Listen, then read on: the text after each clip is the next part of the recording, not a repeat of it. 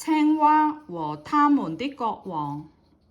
很久以前，森林裏有個美麗的池塘，青蛙們在那裏快樂地生活。多麼愜意的生活！在這兒，我們擁有想要的一切，大家都很贊同。但是我們沒有國王，一隻青蛙說。森林裏的其他動物們都有自己的國王。是的，其他所有的動物都為自己的國王感到驕傲。另一隻青蛙說，他們可能會因為我們沒有國王欺負我們。讓我們去森林之神要一個國王吧，一個青蛙建議道。於是青蛙們來到森林之神面前。森林之神，你能幫幫我們嗎？怎麼了？我們想要一個國王。你們現在自由快樂，為什麼想要一個國王？森林之神問。青蛙們做出了解釋。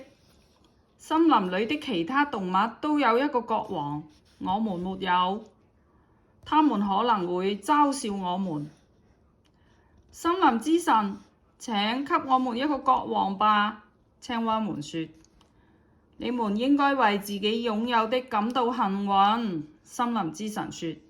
不過既然你們堅持，我就滿足你們的願望。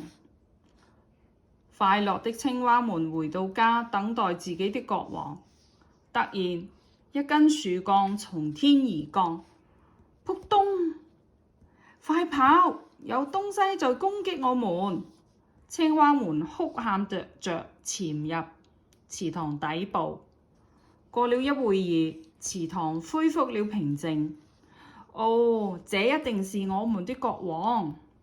一隻青蛙說。是的，我們的國王來了，讓我們向他致敬。但是青蛙們發現他們的國王一動不動。這只是一根木頭罷了，一隻青蛙說。於是他們坐在樹幹上，還對他做鬼臉。青蛙們對他們的國王很不滿意。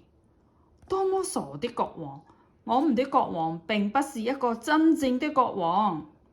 其他的動物會戲弄我們的國王。讓我們回去找森林之神要一個真正的國王。他們討論着說。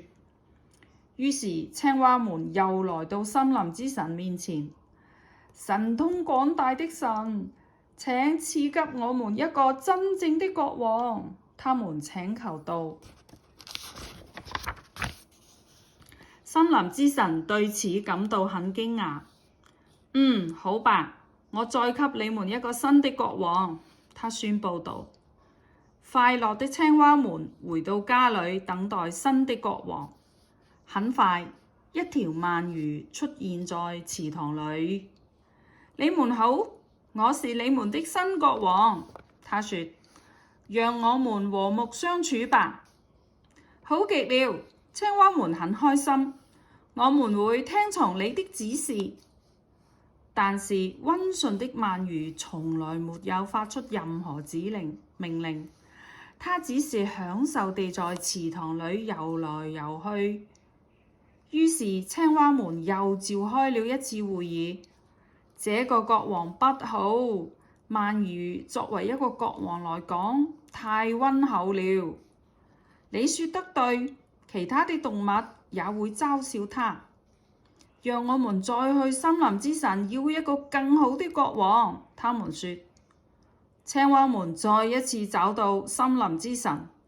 神通廣大的神，請給我們一個更好的國王，他們請求道。請賜給我們最強大的國王，不然我們會再回來的。森林之神很生氣，我已經給你們派了2位好國王，讓你們能自由地生活，你們卻不知足。好吧，我給你們派一個大的、強壯的國王。青蛙們高興地回家，等待他們強大的國王。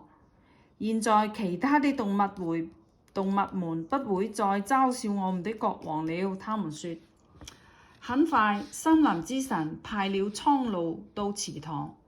當青蛙們看到蒼鷺時，很高興。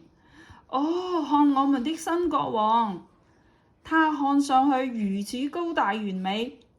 但是蒼鷺叼起一隻青蛙吃掉了。天啊，快跑快跑！其他青蛙哭喊道。